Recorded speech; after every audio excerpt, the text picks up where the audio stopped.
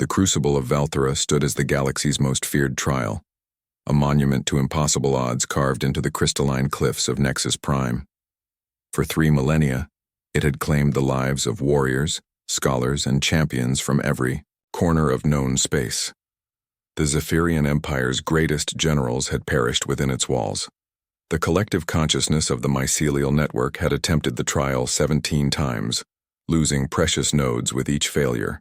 Even the technologically superior Vex Syndicate, with their quantum-enhanced soldiers, had suffered devastating casualties. The trial's reputation was absolute: enter and die. The few survivors, less than a dozen across 3,000 years, emerged as broken shells, their minds shattered by experiences beyond mortal comprehension. The galaxy's finest xenobiologists and military strategists had analyzed every aspect of the Crucible, concluding that it demanded perfection in combat, intellect, endurance, and psychic fortitude simultaneously. It was, by all accounts, unsurvivable, which made Lieutenant Sarah Chen's situation particularly awkward. She hadn't even meant to take the trial. Her shore leave on Nexus Prime was supposed to be a quiet 3 days of sightseeing and decent coffee before rejoining her survey vessel, the UES Perseverance. The tourist guide had mentioned the Crucible as a historical curiosity, and Sarah, being curious by nature, had wandered over to take a look. The massive obsidian archway pulsed with alien energy, covered in warnings written in 47 different languages. Sarah squinted at the English translation. The Crucible of Valthera. Entrance constitutes acceptance of trial. Death probability, 99.97%. Proceed only if you have made peace with your gods. Cheerful, she muttered, taking a sip of her coffee. The local blend was disappointingly bitter. The assembled crowd of alien onlookers maintained a respectful distance from the archway. Sarah noticed several Zephyrian military officers studying the entrance with what she could only describe as reverent terror. A cluster of crystalline ethereals hummed in harmonious anxiety nearby. Even the usually boisterous Corvin traders spoke, in hushed whispers. Sarah stepped closer to read the smaller text, genuinely interested in the historical context. According to the plaque, the Crucible had been constructed by an extinct race called the Architects as the ultimate test of worthiness. The trial allegedly contained 7 chambers, each designed to break a different aspect of the challenger's capabilities. Physical torture, mental manipulation, temporal distortion, reality-bending puzzles, psychic assault, technological sabotage, and finally, a confrontation with one's deepest fears made manifest. Sounds rough, Sarah said to nobody in particular, taking another sip of coffee. A proximity sensor chimed and suddenly the archway blazed with blinding light. Sarah blinked, realizing she'd stepped too close to the threshold. The crowd behind her gasped in collective horror as ancient mechanisms activated. Oh, come on. Sarah sighed as the energy field pulled her forward. I was just reading the Crucible swallowed her whole. Sarah found herself in a vast chamber filled with floating platforms suspended over what appeared to be molten lava. The heat was oppressive, and strange creatures with too many teeth circled overhead.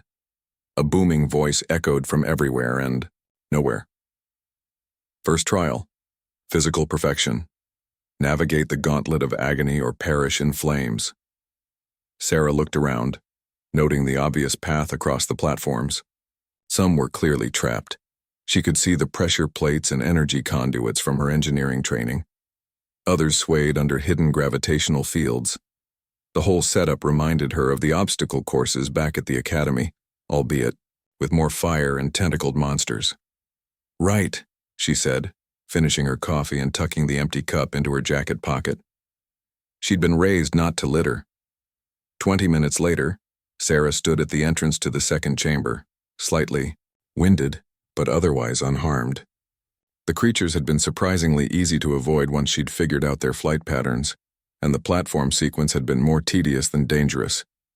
Her zero-G rescue training had definitely helped with the jumping. The trials continued. Mental manipulation. Sarah had grown up with 3 younger brothers. Alien mind tricks were nothing compared to their psychological warfare. Temporal distortion. Her internal chronometer, honed by years of military discipline, kept her grounded. Reality-bending puzzles? She approached them like engineering problems, finding practical solutions where others had apparently sought cosmic enlightenment.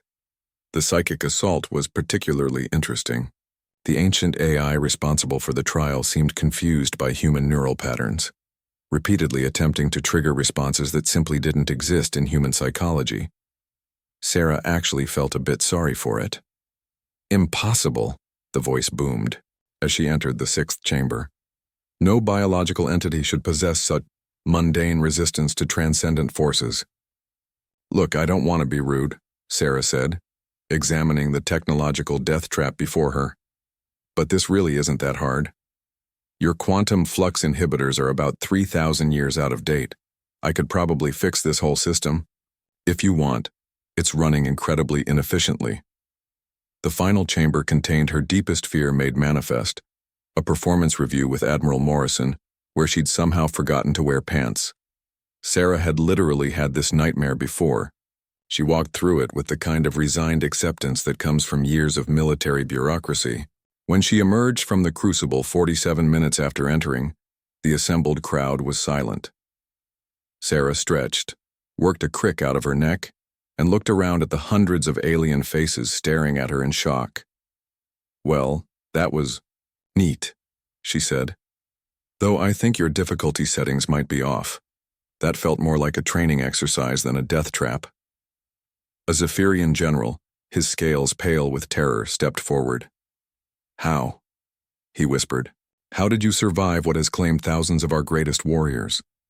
Sarah considered this seriously. "I think maybe you're all just overthinking it.